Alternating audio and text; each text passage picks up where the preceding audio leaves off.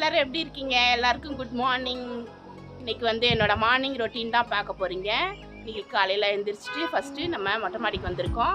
வந்துட்டு இப்போ first walking முடிச்சிடலாம். ஃபஸ்ட்டு வாக்கிங் முடிச்சுட்டு அதுக்கப்புறம் நம்ம கீழே போயிட்டு என்ன பண்ணலாம் அப்படிங்கிறதெல்லாம் இப்போ பார்க்க போகிறோம். ஃபஸ்ட்டு வாக்கிங் போயிடலாம். இங்கே மேலே மொட்டை மாடியில் போகிறது தான் சௌகரியமாக இருக்குது. கீழே போகிறதுக்கு கொஞ்சம் கஷ்டமாக இருக்குது. ஏன்னா காலையிலே எல்லோரும் பில்டிங் வேலை பார்க்குறவங்க எல்லாருமே கீழே வந்துடுறாங்க. வாக்கிங் போக முடியல. மேலேனாக்கா நம்மளுக்கு ஃப்ரீயாக இருக்குது பாருங்கள். மொட்டை மாடியிலேயே ஒரு அரை மணி நேரம் வாக் போனாக்கா நான் வாக்கிங் மாதிரி ஆகிடும். நம்மளுக்கு ஈஸியாகவும் இருக்குது. கண்டினியூ பண்ணுறதுக்கும் ஈஸியாக இருக்கும். நான் டெய்லி காலையில் எழுந்திரிச்சி கிளம்பி கீழே போயிட்டு வர்றதுக்கு மேலேயே வர்றதால நம்மளுக்கு ஈஸியாக இருக்குது. நாங்கள் ஃபஸ்ட்டு வாக்கிங் கண்டினியூ பண்ணிடலாம்.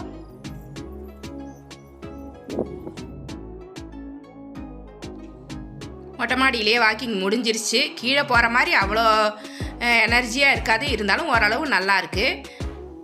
இப்போ நம்ம சேனலை சப்ஸ்கிரைப் பண்ணாதவங்க சப்ஸ்கிரைப் பண்ணி வச்சுக்கோங்க. இது மொட்டை மாடியிலேருந்து பார்க்குறப்ப நம்ம வீட்டுக்கு கீழே தெரிகிற ஸ்ட்ரீட்டு, எங்கள் ஸ்ட்ரீட்டு இது தான். ரொம்ப அமைதியாகவும் நல்லா ஜில்லுன்னு இருக்கும். நல்லா காற்று வரும் பாருங்கள். நிறைய பறவைகளும் வரும். இப்போ வீட்டு முன்னாடியெலாம் நம்ம க்ளீன் பண்ணிவிடுவோம். அப்படியே வீடெல்லாம் கூட்டிட்டு காஃபி போட ரெடி பண்ணிடலாம். பேப்பர் வந்துருச்சு. பேப்பர் படிச்சுக்கிட்டே ஒரு காஃபி குடிக்கிற சுகமே தனி தான். காலையில் நேரத்தில் ரிலாக்ஸாக பேப்பர் படிச்சுக்கிட்டே காஃபி குடித்தோன்னா அவ்வளோ நல்லாயிருக்கும். இப்போ க்ளீனிங் வேலையெல்லாம் முடிஞ்சிருச்சு. இப்போ காஃபி போட்டுட்டு பூரி கிழங்கு ரெடி பண்ணிடலாம். காலையில் டிஃபன் பூரி கிழங்கு தான். பால் காஞ்சிருச்சு.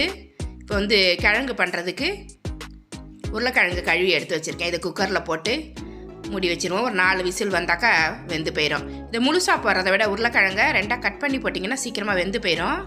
அதில் நம்ம 2ஆக கட் பண்ணி போட்டுடலாம்.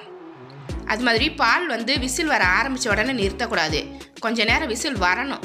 கொஞ்சம் நேரம் சத்தம் கேட்குதுன்னு சொல்லிட்டு டக்குன்னு ஆஃப் பண்ணிவிடுவாங்க. அந்த மாதிரி இல்லாமல் நல்லா விசில் கொஞ்சம் நேரம் அப்படியே விட்டு எடுத்திங்கன்னா நல்லா பொங்கிடும். பால் நல்லா பாயில் இருக்கிறதால நல்லா டேஸ்ட்டாக இருக்கும். காஃபி நல்லா நுறையாக இருக்கும். விசிலை போட்டுட்டு ஒரு 4 விசில் வந்தோடனே எடுத்துடலாம்.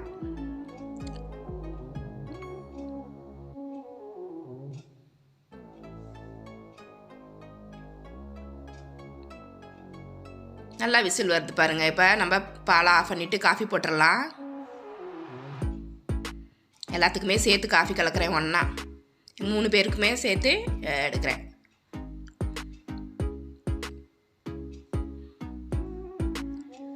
சன்ரைஸ் தான் எங்களுக்கு ரொம்ப பிடிக்கும். சன்ரைஸ் காஃபி தான் ரொம்ப பிடிக்கும். ஃபில்டர் காஃபியோட சன்ரைஸ் தான் எங்களுக்கு ரொம்ப பிடிச்சது.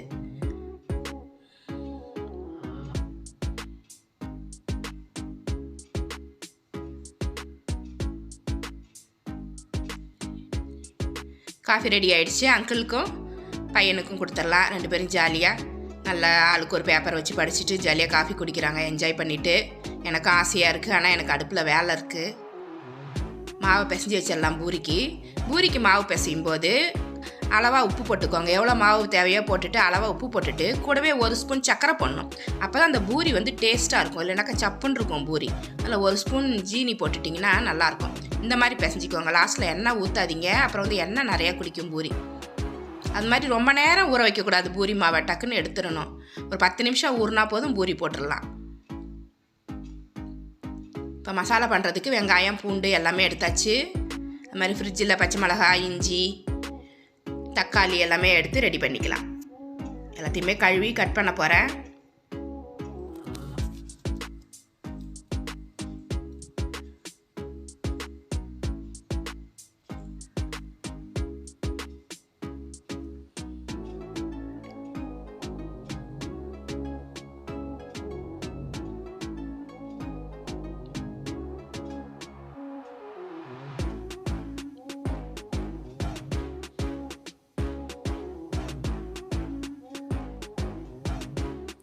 உருளைக்கிழங்கு வெந்துருச்சு. அதையும் ஆறுனதுக்கப்புறம் இந்த மாதிரி உரித்து ரெடி பண்ணி வச்சுக்கோங்க.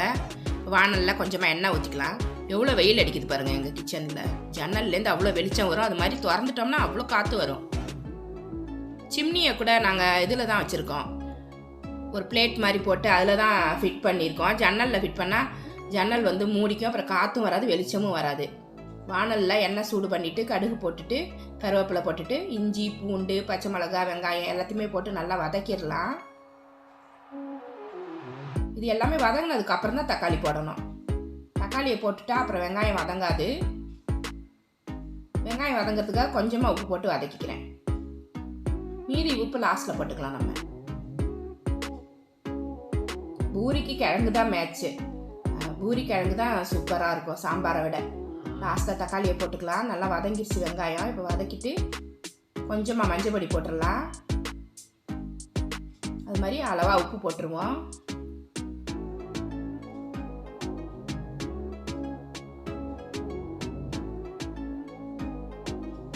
உருளைக்கிழங்கு பிசைஞ்சு போட்டாச்சு. இப்போ கொஞ்சமாக தண்ணி ஊற்றி கலந்து விட்டுருவோம். உருளைக்கிழங்க நல்லா நசுக்கி விட்டுறணும். இந்த மாதிரி இதுக்கு வந்து கடலை மாவு கரைச்சி ஊற்றுவாங்க. கடலை மாவு கரைச்சி ஊற்றிங்கன்னா அவ்வளோவா டேஸ்ட் இருக்காது. பொட்டுக்கடலை வந்து அரைச்சி ஊற்றுங்க. பொட்டுக்கடலை மாவு போடும்போது கரெக்டாக அந்த ஹோட்டல் டேஸ்ட் வரும். பொட்டுக்கடலை தான் அரைச்சி ஊற்றுறேன். ஒரு 4 ஸ்பூன் அளவுக்கு பொட்டுக்கடலை அரைச்சி ஊற்றுறேன். சூப்பராக ரெடி ஆகிடுச்சு பாருங்கள். நல்லா திக்னஸ் வந்துருச்சு. இந்த சமயத்தில் கொத்தமல்லி தழை போட்டு இறக்கிடலாம். அவ்வளோதான், பூரி மசாலா ரெடி. பூரிக்கு மாவு பிசைஞ்சு ரெடியாக இருக்குது. அடுத்தது அதை தேய்ச்சிட்டு போட்டுற வேண்டியதுதான். டிஃபன் ரெடி ஆகிடும். கோல்டு வின்னர் தான் ஊற்றி சூடு பண்ணுறேன். அதான் நல்லாயிருக்கும் பூரிக்கு. வேறு எந்த எண்ணெய் ஊற்றினாலுமே வாசனையாக வேறு வாசம் மாதிரி வந்துடும். கோல்டு வின்னர் தான் பர்ஃபெக்டாக இருக்கும். பூரி மாவு கொஞ்சம் கொஞ்சமாக எடுத்து இந்த மாதிரி ரவுண்ட் பண்ணிக்கோங்க. ரொம்ப மெல்லிசாக தேய்க்கக்கூடாது, அப்புறம் உப்பி வராது. கொஞ்சம் திக்னஸ் இருக்கணும்.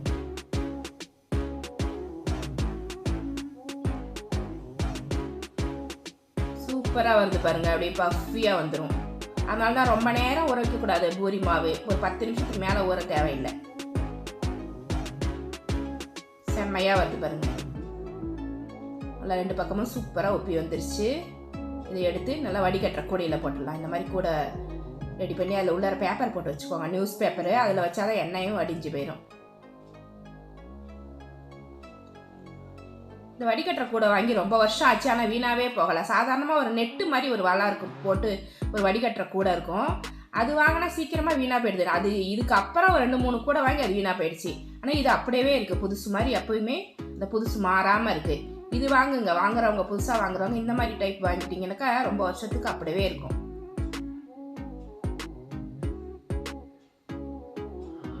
எல்லா பூரியுமே சுட்டு ரெடி பண்ணியாச்சு. அவ்வளோதான். நம்ம வந்து பாக்ஸில் பேக் பண்ணி பையனுக்கு கொடுத்துட போகிறேன். இப்போ அவன் ஆஃபீஸ் போய் சாப்பிட்டுப்பார். அவர் வீட்டில் சாப்பிட்ட டைம் இருக்காது, அதனால் அவர் அங்கே போய் எடுத்து சாப்பிட்ருவார். அதனால் ஃபஸ்ட்டு பேக் பண்ணிடலாம். நல்லா தொடச்சிட்டு